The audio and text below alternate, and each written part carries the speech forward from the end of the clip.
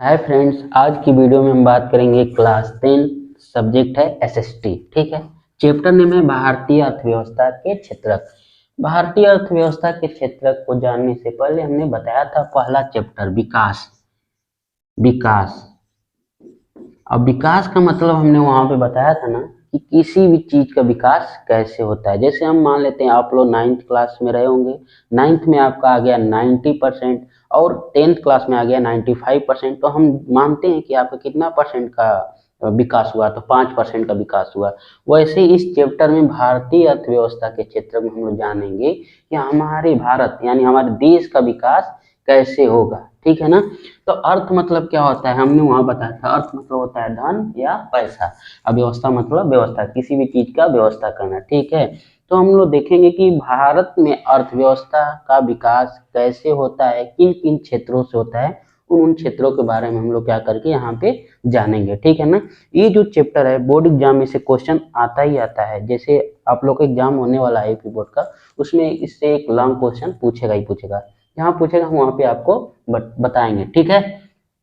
तो हम लोग देखते हैं इसको, इसमें टच करते हैं। विकास, विकास मतलब हमने आपको पता चल ही गया किसी भी चीज का विकास कैसे होता है, जैसे हमने बताया आप लोग को लेकर। ठीक है ना। तो इसमें भी देखा जाएगा भारतीय अर्थव्यवस्था के क्षेत्र में कैसे भारतीय अर्थव्यवस्था का विकास होता है, कैसे इसकी व्यवस्था किया जाता है। ठीक है। तो हम लोग लेते हैं भारतीय अर्थव्यवस्था की गतिविधियां, मतलब हमारे देश की जो गतिविधियां हैं, अर्थव्यवस्था की गतिविधियां हैं, कैसे किया जाता है, किस प्रकार से बढ़ोतरी होती है। ठीक है। तो हम भारतीय अर्थव्यवस्था में कितने क्षेत्रक हैं, 3 क्षेत्रक है। पहले क्षेत्रक का नाम क्या है, तो प्राथमिक क्षेत्रक। क्या नाम है, प्राथमिक क्षेत्रक।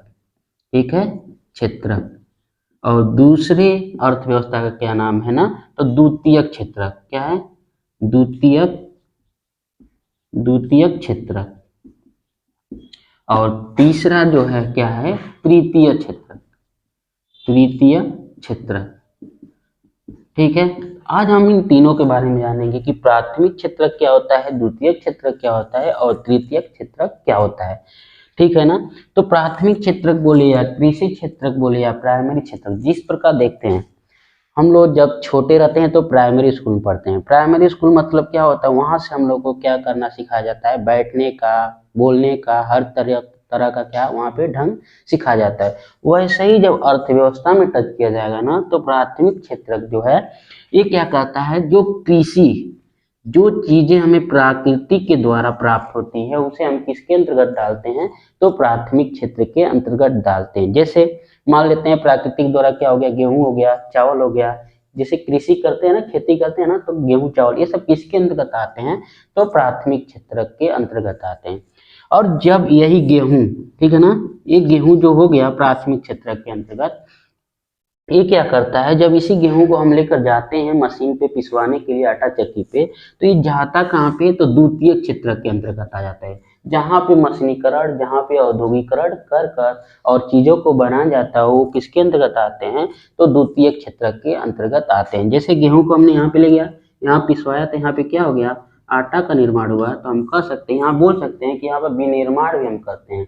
जैसे गेहूं को ले गया, वहां पे किस में बदल दिया, आटा में बदल दिया, तो क्या हो गया, उसका विनिर्माण हो गया। ठीक है ना। तो किसके अंतर्गत आता है, तो द्वितीय क्षेत्र के अंतर्गत आता है। और यही आटा से क्या बन गया, मान लेते हैं कि बिस्किट बन गया। क्या बन गया, बिस्कुट बन गया। ठीक है, क्या बन गया, बिस्कुट बन गया। यही बिस्कुट जब बन जाता है तो किसके अंतर्गत आता है, द्वितीय क्षेत्र। हम बोल सकते हैं ये सब कहाँ पे कार्य होता है, तो औद्योगिकरण। औद्योगिकरण का मतलब क्या होता है, बड़ी बड़ी मशीनों का आविष्कार करना।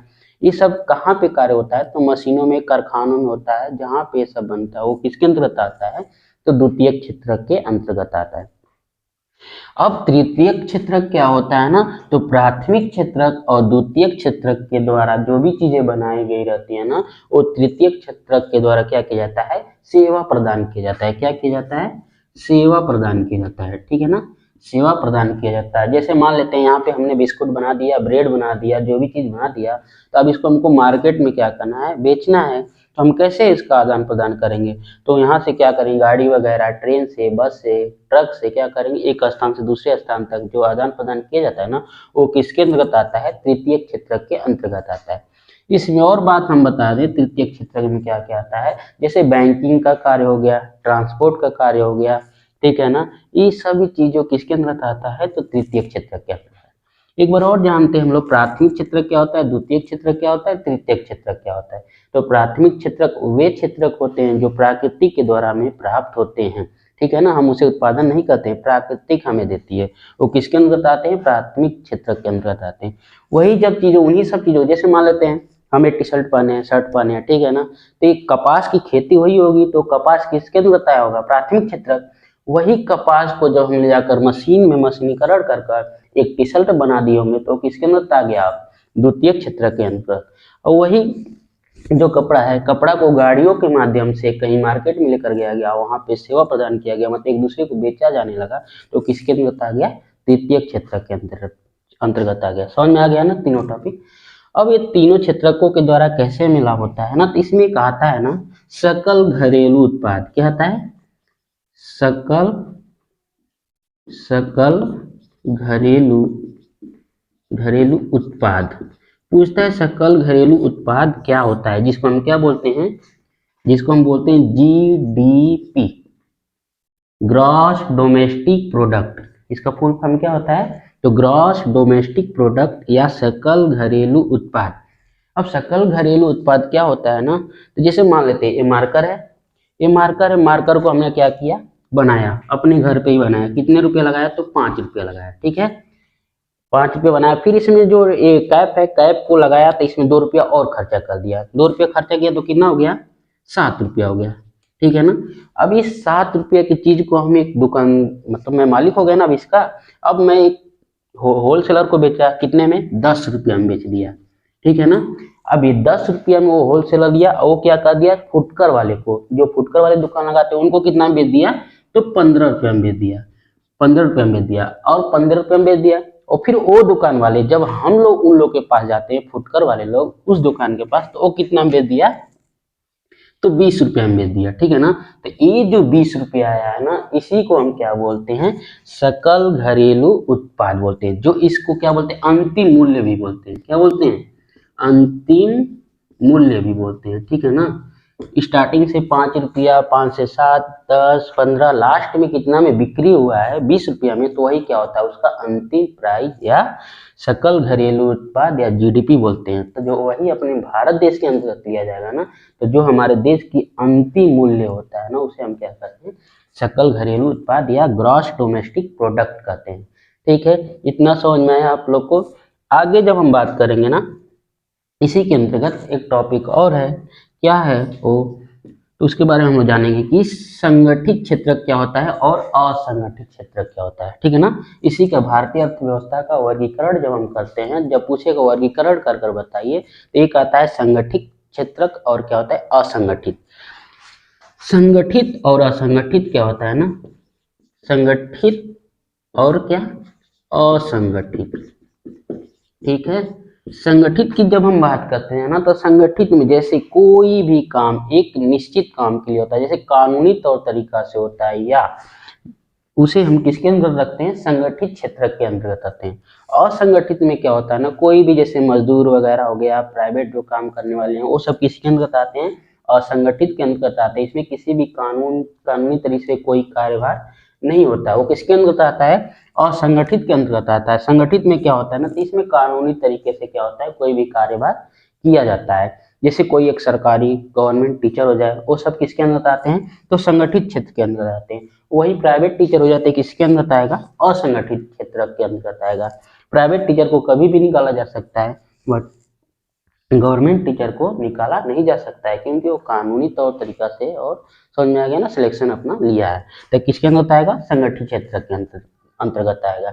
आगे जब हम बात करेंगे ना, आगे इधर तो आता है कि इसी में पूछता है, इसी चैप्टर में, कि सार्वजनिक क्षेत्र क्या होता है और निजी क्षेत्र क्या होता है। इसी का वर्गीकरण जब करेंगे तो ना, कहेगा अर्थव्यवस्था का वर्गीकरण कीजिए, तो पहला क्या करेंगे, संगठित क्षेत्र असंगठित क्षेत्र के आधार पर। दूसरा क्या करेंगे, तो सार्वजनिक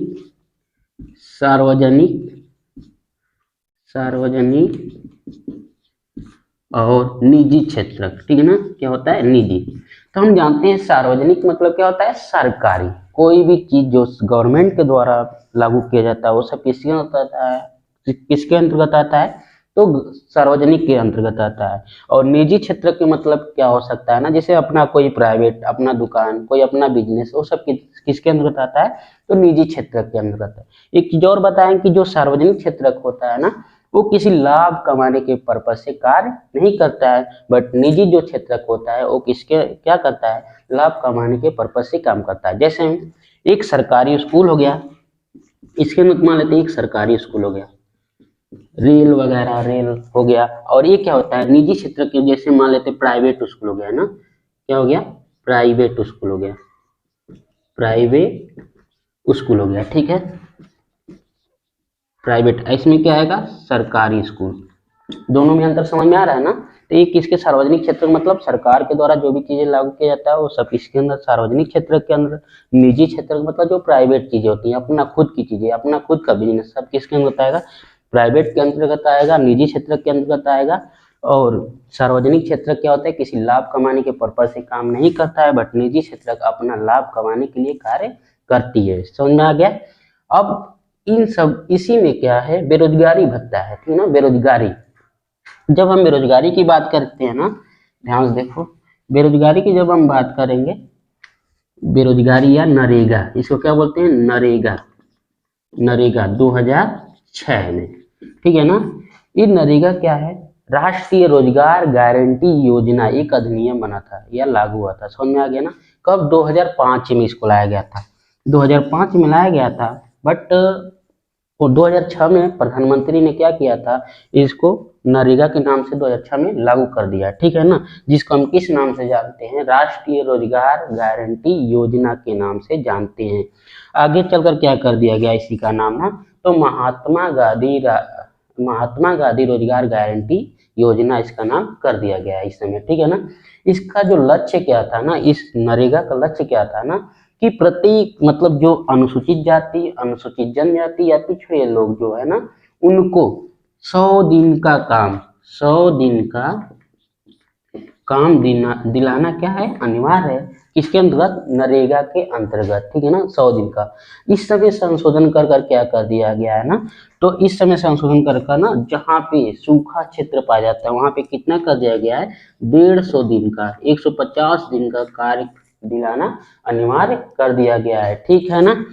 अब हम जब आगे बात करते हैं, कुछ इसमें देखते हैं ना, जब हमारा देश आजाद हुआ था, कब से कब तक, जैसे हमारा देश आजाद हो गया ना, 1950 से लेकर 1960 तक, ये सब किस पे ज्यादा निर्भर थे ना, 1950 लेकर 1960 के दशक में जो भी चीज हमारे पर निर्भर था, किस पे हम लोग थे, तो कृषि पे। प्राथमिक क्षेत्र के अंतर्गत, प्राथमिक क्षेत्र के अंतर्गत क्या आता है, कृषि आता है। कृषि हमारे यहाँ क्या करता था, सकल घरेलू उत्पाद यानी जीडीपी का कार्य करता था 1950 से लेकर 1960। बट आप देखिए 1973 से लेकर 2003 तक, या 1973 से लेकर 2003 के बीच में, अब सबसे ज्यादा किसमें दिया जाता है ना, सबसे ज्यादा किसका उत्पादन होता है, तो तृतीय क्षेत्र का, ठीक है ना। उसके पहले किसका होता था सबसे ज्यादा, तो प्राथमिक क्षेत्र, 1950 से 1960 तक, ठीक है।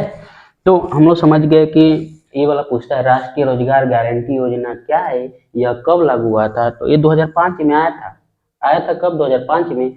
और कब लागू किया गया प्रधानमंत्री के द्वारा मनरेगा को, तो 2006 में। इसमें इसका लक्ष्य क्या था ना, तो 100 दिन का काम दिलाना था, मतलब जो अनुसूचित जाति, अनुसूचित जनजाति के लोग थे या जो पिछड़े लोग थे, उन लोगों को 100 दिन का काम दिलाना अनिवार्य था। अब इस समय संशोधन करके क्या कर दिया गया है ना, तो जहाँ पे सूखा क्षेत्र पाया जाता है वहाँ पे 150 दिन का यानी 150 दिन का काम दिलाना अनिवार्य कर दिया, ठीक है।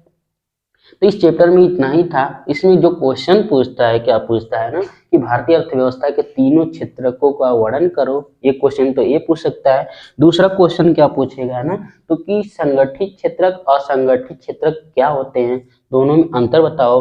तीसरा क्या पूछ सकता है कि सार्वजनिक या निजी, निजी क्या होता है, इसमें दोनों में अंतर बताओ। यह पूछ सकता है ना कि जीडीपी यानी सकल घरेलू उत्पाद क्या होता है। तो ये सब आप लोग क्या करिएगा, तैयार कर लीजिएगा, जो कि आपके बोर्ड एग्जाम में आने की संभावना बहुत ज़्यादा है। Thank you. यदि हमारी वीडियो आपको पसंद आए तो लाइक और सब्सक्राइब जरूर करिएगा। धन्यवाद।